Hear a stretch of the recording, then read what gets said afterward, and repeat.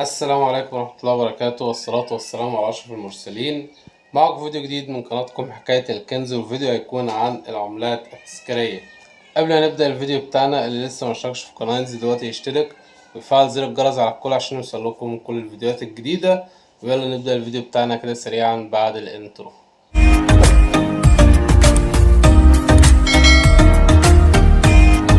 ورجعنا لكم تاني ومعانا العملات التذكارية. معظم الناس معاها العملات ديت ومش عارفة ايه سعرها ولا بتتباع ازاي.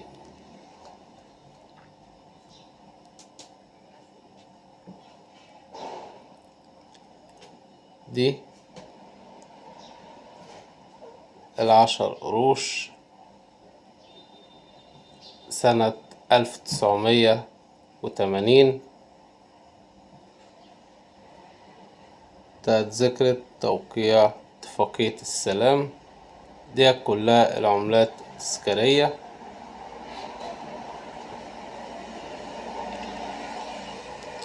ودي بتاعت فتح قناة السويس.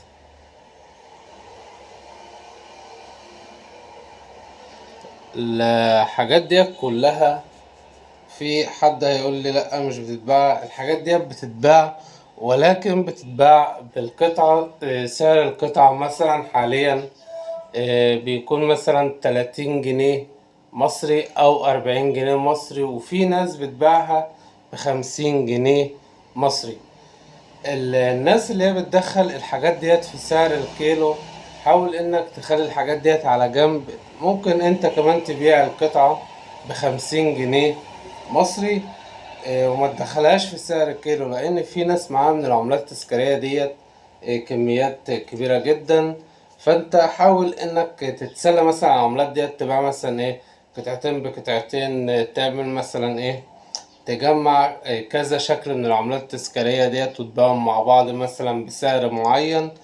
دي طريقة برضو تخليك انك تبيع العملات اللي عندك. طيب اللي بيشتري الحاجات ديت بيكون حد حابب ان هو يحتفظ بالعملات التذكارية من كل نوع، مثلا قطعة بتجمع كده. تعمل مثلا من كل نوع قطعة، وتشوف حابب تبيعهم بكام، وتعرضهم على جروبات الفيسبوك للعملات القديمة في مصر. بتبدأ تنضم للجروبات ديت وتصور العملات بتاعتك، وتبدأ تعمل إعلان الخاص بيك وتحدد السعر. أهم حاجة في بيع العملات إنك تحدد السعر. ليه؟ المشتري بيدخل بيشوف السعر، ممكن يكلمك يتفاوض معاك في حاجة مثلا.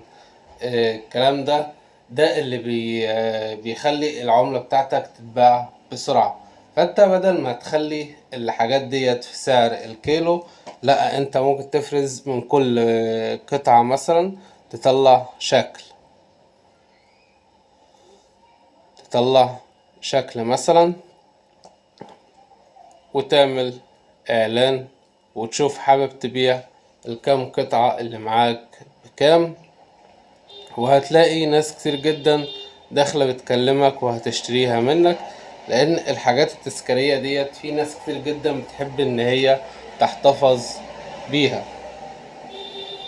زي ما قلنا، القطعة هتعمل لها، في حد بيبيعها ب30، وفي حد بيبيعها ب40، وفي حد بيبيعها ب50، في اخرها خالص 50 جنيه مصري. الناس اللي تقولك لا ده سعرها غالي جدا والكلام ده كله، لا، مفيش الكلام ده. هو سعرها اخرها خالص 50 جنيه مصري. واللي بيشتري الحاجات ديت بيكون حد هاوي وحابب ان هو يحتفظ بالعملات التذكارية.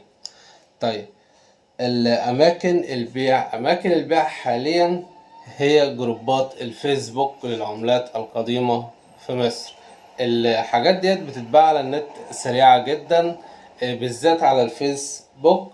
بتدخل تنضم للجروبات ديت وتصور عملاتك وتحدد السعر اللي انت عاوزه، وتسيب رقم للتواصل، بحيث ان حد مثلا هيشوف الاعلان بتاعك هيكلمك ويشتري منك العملات. زي ما قلنا، العملات التذكارية سعرها النهائي سعر القطعة بيكون 50 جنيه مصري. الناس اللي هي فاكرة ان هي اسعارها غالية، لأ، ديت سعرها اخرها 50 جنيه مصري. ياريت اللي استفاد من الفيديو ما ينساش يدعمنا بلايك وسبسكرايب وتفعيل زر الجرس على الكل عشان يوصل لكم كل الفيديوهات الجديدة. والسلام عليكم ورحمة الله.